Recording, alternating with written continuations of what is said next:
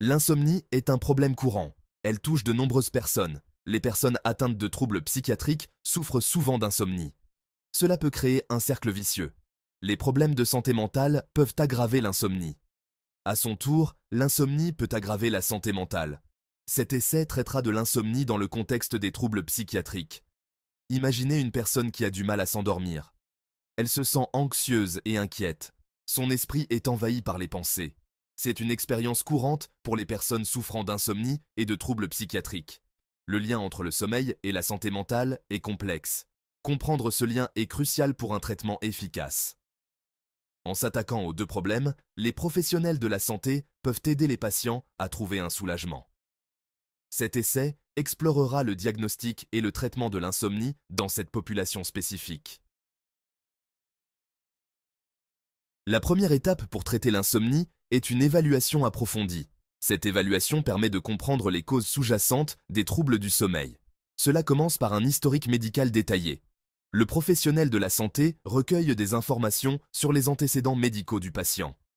Le professionnel de la santé posera des questions sur les habitudes de sommeil du patient. Il est important de comprendre les routines nocturnes et matinales. À quelle heure se couche-t-il? Est-ce qu'il suit un horaire de sommeil régulier ou variable? À quelle heure se réveille-t-il? Est-ce qu'il se sent reposé ou fatigué au réveil? Ces détails aident à dresser un tableau de ses habitudes de sommeil. Ils permettent de mieux cerner les problèmes potentiels.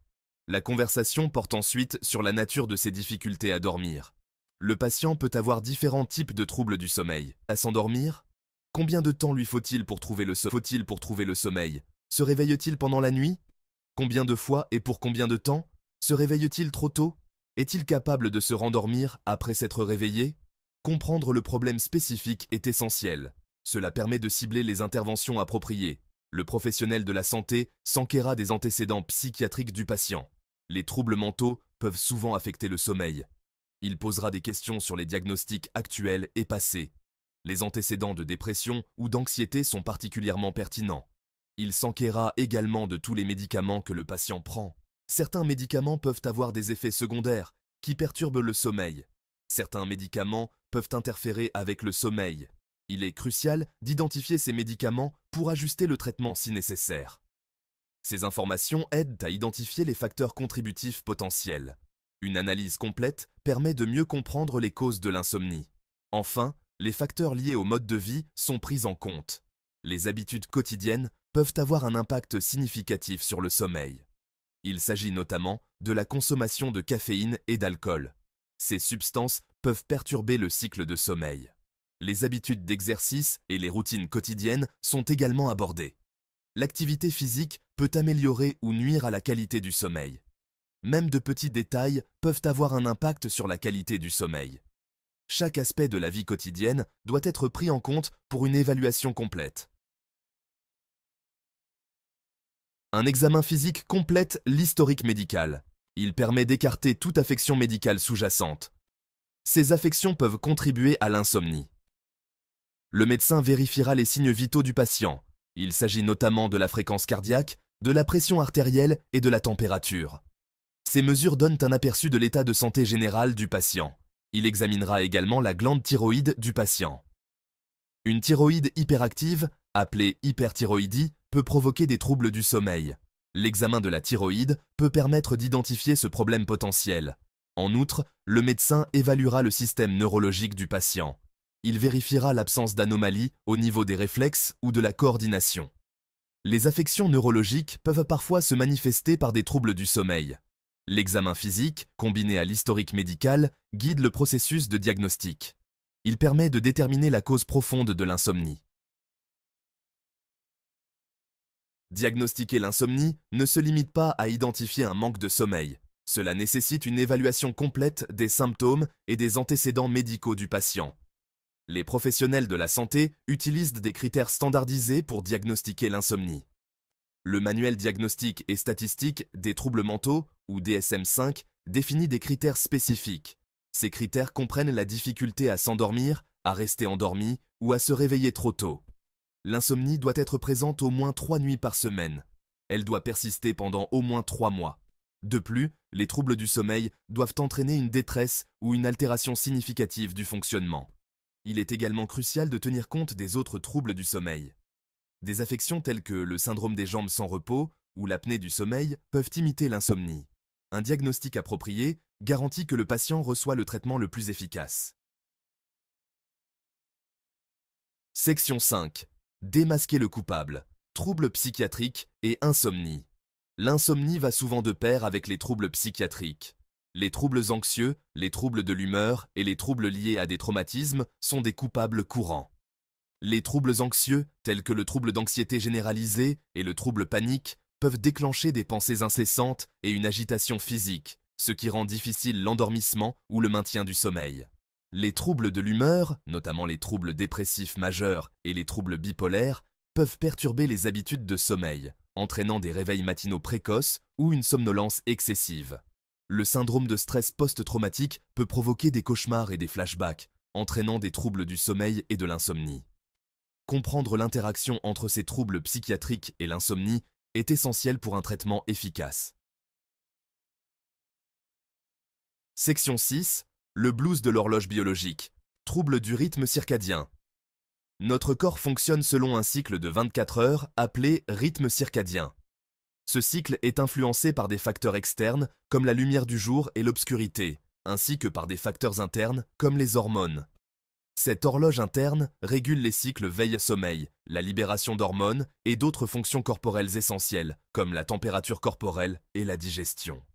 Les perturbations de ce rythme peuvent entraîner des troubles du sommeil, notamment l'insomnie, qui est l'incapacité de s'endormir ou de rester endormi. Le syndrome du travail posté, par exemple, survient lorsque des personnes travaillent pendant la période de sommeil naturelle de leur corps. Cela peut entraîner une fatigue chronique et des problèmes de concentration.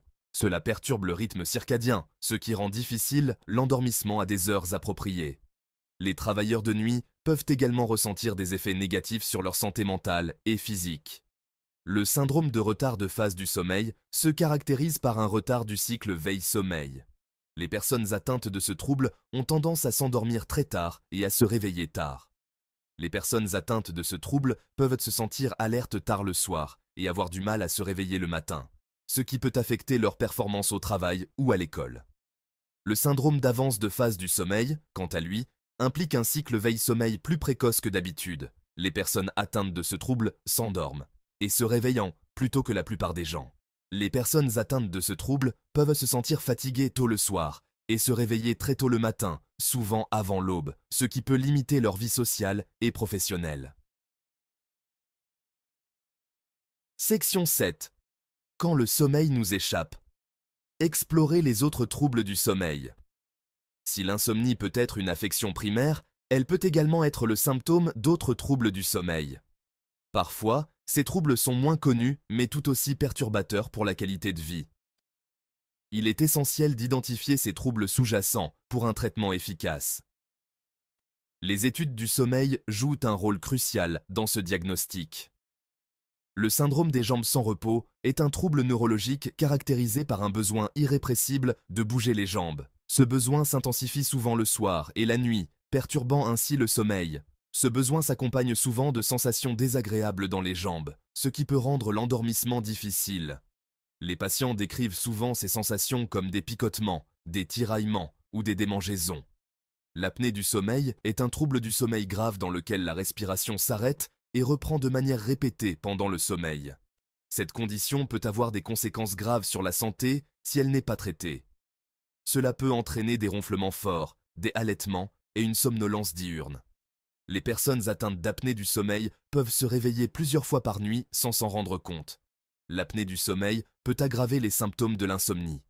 Les patients se réveillent souvent fatigués, même après une nuit complète de sommeil. La narcolepsie est un trouble neurologique caractérisé par une somnolence diurne excessive et des accès de sommeil soudains.